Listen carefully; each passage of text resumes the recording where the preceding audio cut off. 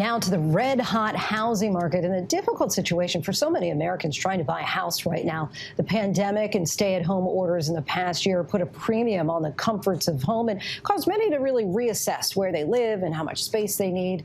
But that's led to a housing crunch as demand far exceeds the housing supply, with bidding wars and even all-cash offers for available homes.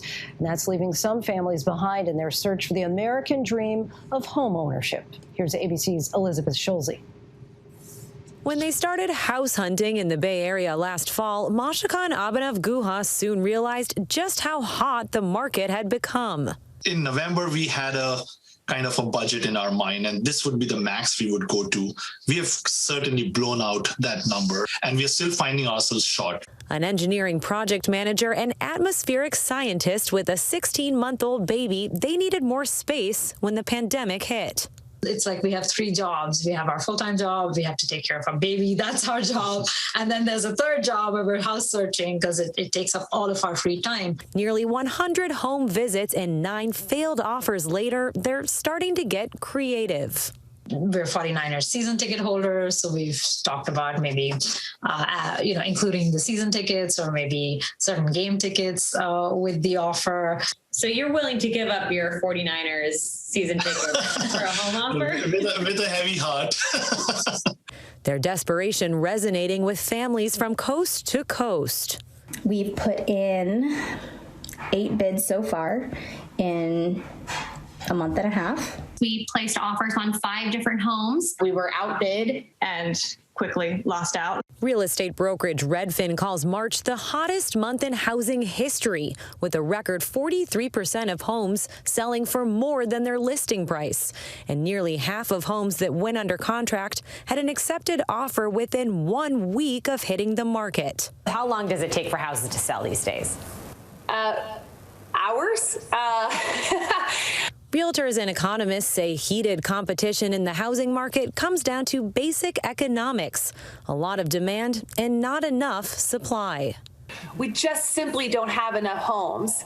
Nationwide, there are now more realtors than homes for sale. As an agent right now, it's heartbreaking. I feel like as a buyer's agent, I'm having to give bad news to people more often than not. And as a listing agent, I'm listing a house and I'll have 12 to 15, 20 offers on it. So while I have one person that I can call and give great news, I've got 19 others that I have to be the grim reaper. Record low interest rates and remote working convinced many renters over the past year to try to buy a home.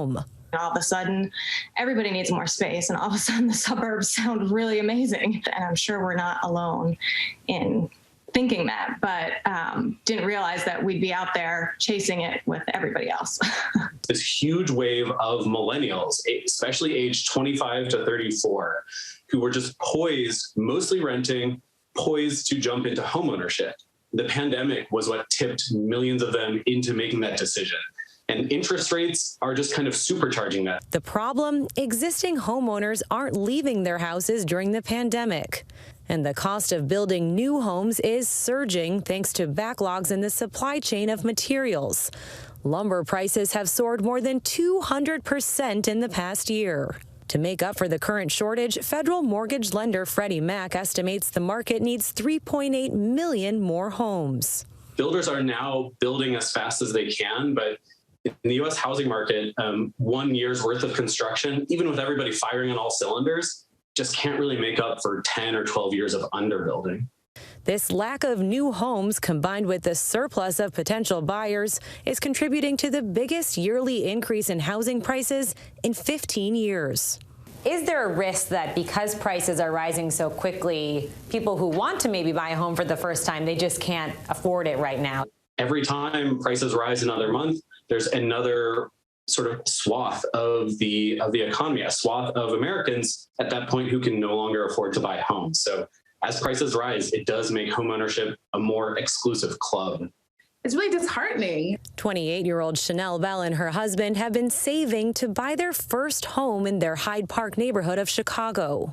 I really wanted to be able to buy a house here, but I'm outpriced. I was told, you do these things right, you do these things in order, you will be able to attain the American dream. And I just am realizing, that I don't think that is a real thing. And I think every generation has a more distorted ability to reach this unattainable thing. Aspiring first-time buyers like Belle say they simply can't compete with offers putting forward all cash or waiving contingencies like inspections. And many buyers are being forced to make whirlwind decisions. It's a lot of money. Yes. I mean, in what world does it make sense to, spend hundreds of thousands of dollars and have to make a decision like that in a matter of sometimes 15 to 20 minutes? It's, bang, make a decision and then hope it works out. The result, buyers across the country are getting pushed out. We're kind of getting to a place even here in the Midwest that's been pretty well insulated from crazy prices, where suddenly, if I've got buyers that are under 200,000, they just don't have the opportunities that they had 5 and 10 years ago. A lot of this home price appreciation now and forecasted for the next few years, that's actually going to be a lot of wealth gains that won't be available to lower income and working class Americans who just weren't able to kind of get a toehold in today's market. The long-term effects could be detrimental for aspiring homebuyers in pursuit of the American dream. As a Black woman, it's really important for me to build generational wealth for my family. And a part of doing that is owning a home, is owning property, is really building something that's in your name. We talk about the American dream and how we are in pursuit of that, and we have been successful to some extent, and there are some more steps that we need to complete that dream, and the house and that life in that house is part of that dream. For ABC News, I'm Elizabeth Schulze in Washington.